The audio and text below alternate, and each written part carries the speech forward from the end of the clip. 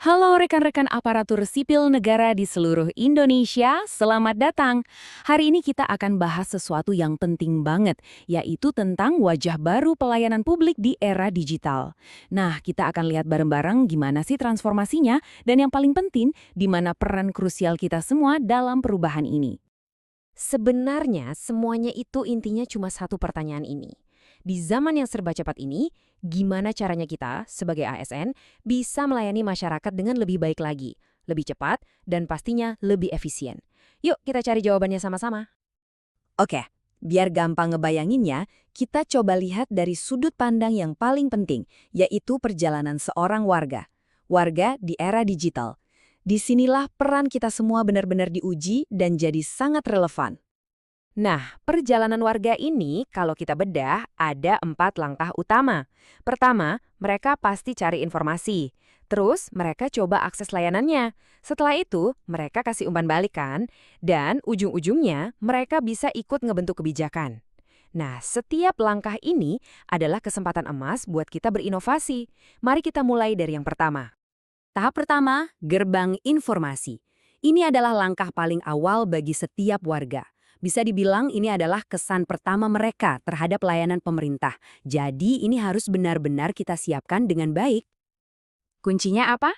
Cuma satu kata, terpadu.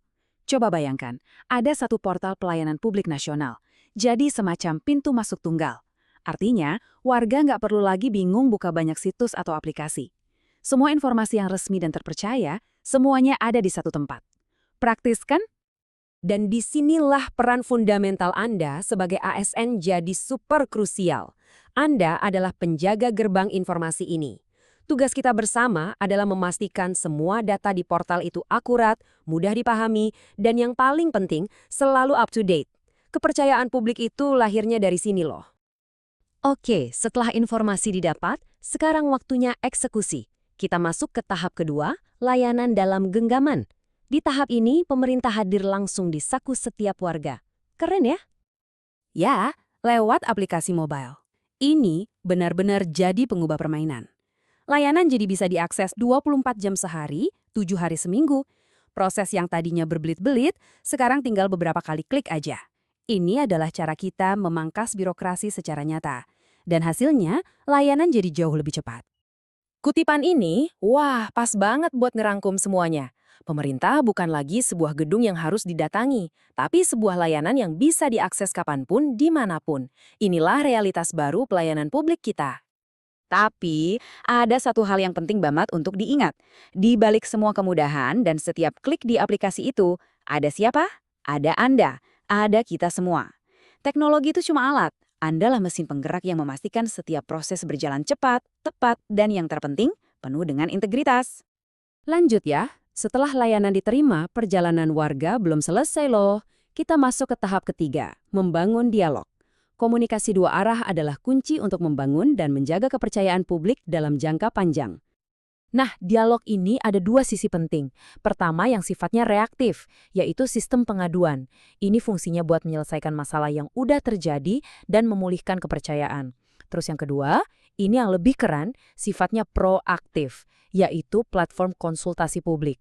Di sini kita undang masyarakat untuk ikut merancang kebijakan dari awal. Tujuannya apa? Agar tata kelola kita jadi lebih inklusif. Nah, di antara dua platform digital ini, peran Anda sebagai manusia itu apa? Sebagai jembatan. Anda yang mendengarkan, Anda yang merespons, dan yang paling krusial, Anda yang mengubah masukan itu menjadi sebuah tindakan nyata. Andalah yang membuat warga merasa didengar. Sekarang kita sampai pada kesimpulan utamanya. Di balik semua teknologi canggih, di balik semua sistem yang hebat ini, Andalah kuncinya. Ya, Anda. Kita harus ingat terus, teknologi secanggih apapun itu cuma alat. Dia nggak punya empati, dia nggak punya integritas, apalagi dedikasi. Semua itu datangnya dari mana? Dari kita, para pelayan publik.